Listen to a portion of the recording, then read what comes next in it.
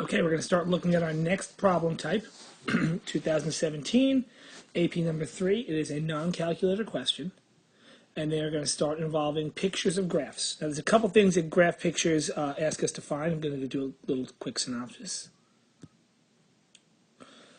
So whenever we have a graph, we have to pay attention to what they give us. Very often, the graph will be of f prime. If they give us a graph of f prime, we know f prime is the values of the graph. F double prime is the slopes of the graph, and f is the integral of the graph. Whenever we work with, up is integrate, down is derivate, and we'll be looking at number line graphs to find values where things are equal to 0, and then plus or minus, and f double prime where things are 0 and plus or minus. And from the f prime graph we can find direction, and from the f double prime we can find concavity. The other thing that will give us a graphs very often will look like a problem like this.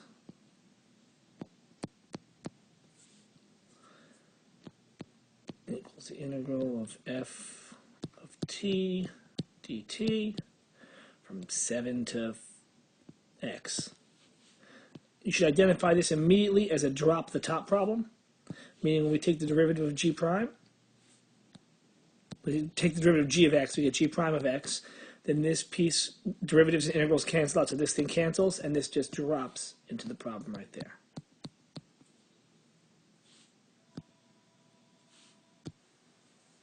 So these are just the concepts that appear on graph problems. It's usually number lines, telling whether things are critical points, and then they usually involve taking integrals and dropping the top. And please remember, the integral is the area under the curve, with some things being positive and some things being negative. Okay, let's take a look at the problem.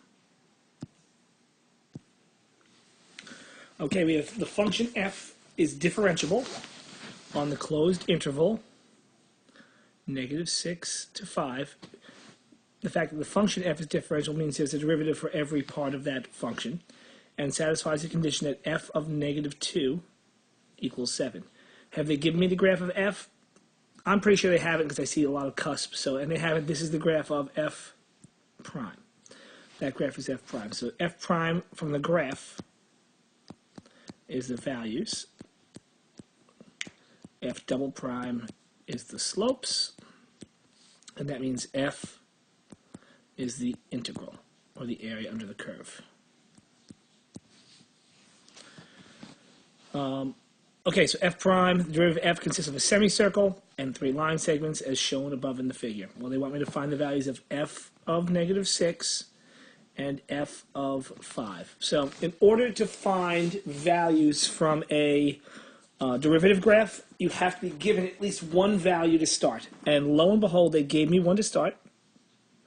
They're saying that for the function f of x, the integral, sorry, I lied about that, when x is -2, the y value of that graph is 7. So what we do is, because we're finding values of f, we're going to use integrals to find what we're looking for.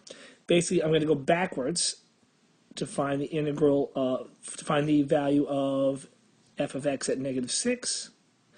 I'm going to go forward to find the value of f of x at 5. Now, how do I do that? I'm going to find the area under the curve at all the values I'm given right here. So the area under the curve, so my key point is -2. This is my point right here. Okay. So I'm going to find the value of this semicircle. So this semicircle has a radius of 2.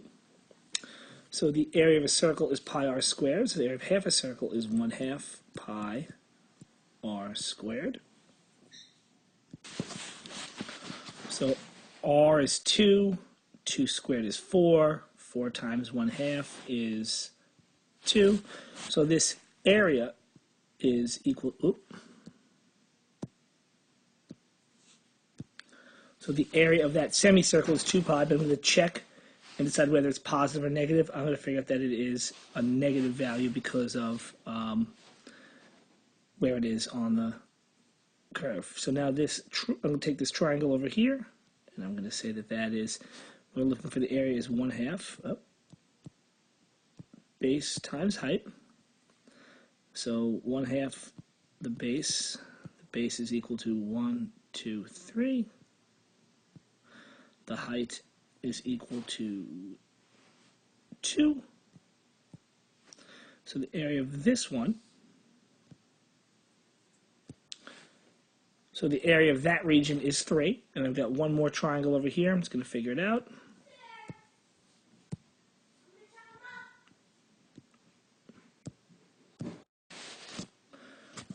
Okay, so the other triangle at the end is 1/2 base times height. So the base is 1, 2, 3, 4. The height is 2. So this thing here is 4. So I found areas of all the regions. Some are positive, some are negative, and now I'm going to use them to find the values of the graph. So you can think of it this way. If when at -2, I'm at 7. That means that here my value is 7. So every area adds things to it. At 5, to get to 5, 1, 2, 3, 4, 5, which is here. How much more area am I combining? Well, I'm adding 3, and I'm subtracting 2 pi. So that's going to be 10 minus 2 pi. You don't have to simplify it down. You can leave it just like that. So now let's look in the other direction. From -6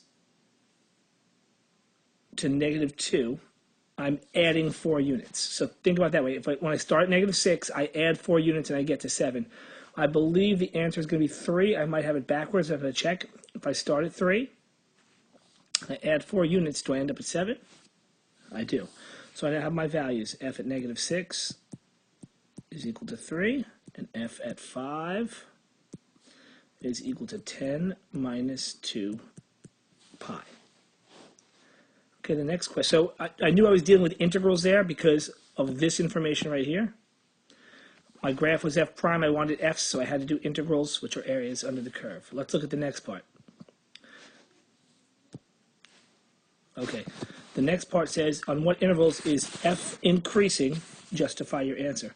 Well, I tell increasing or decreasing by looking at f prime. And remember, f prime are the values of this graph. So I'm going to make a number line involving f prime. F prime tells me about f. And I want anywhere where f prime is 0 or undefined. So that's the values of this graph. Anywhere where the values of this graph are 0 or undefined, well, the values of this graph are 0 at -2. And at 2, and at 5. So these values are at 0. And now let's check the values in those intervals. The values before -2, these ones here, are all the values are positive. The values between -2 and 2 are negative. The values between 2 and 5 are positive. Okay, so this means that f of x increases, and then decreases, and then increases. So on what intervals is it increasing? It is increasing between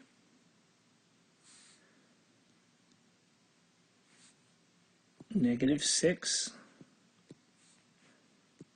x less than or equal to, it should be less than, not less than or equal to. There's nothing happening after that. Oh, hold on. Come on, eraser, start working here. From -6 to 2, and it's also to -2, gotcha, and between 2 and 5. And you can write those words out, it doesn't matter. And to justify your answer, all you have to do is write C table. So this is the graph you put on there. Number line graphs end up being useful in solving a lot of problems. You're going to see that over the next couple of days. Okay, the next thing they asked me to find is the absolute minimum value of the graph. Okay, so minimums can only occur at certain points. They can occur at endpoints. So it could occur at -6, or it could occur at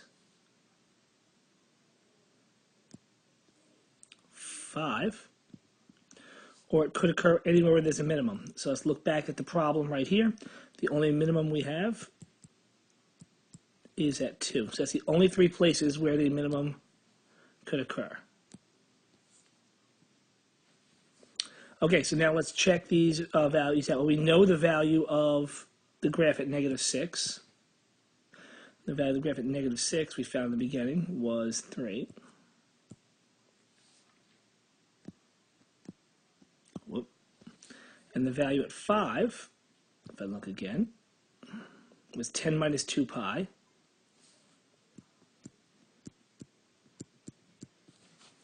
So pi is 3.14.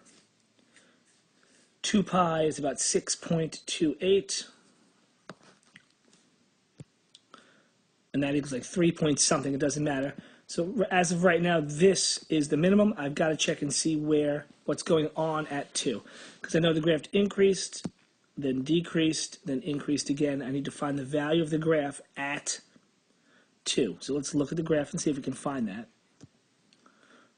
So we know that the graph at -2 was 7. And then moving forward, we subtracted 2 pi off. It's like subtracting 6.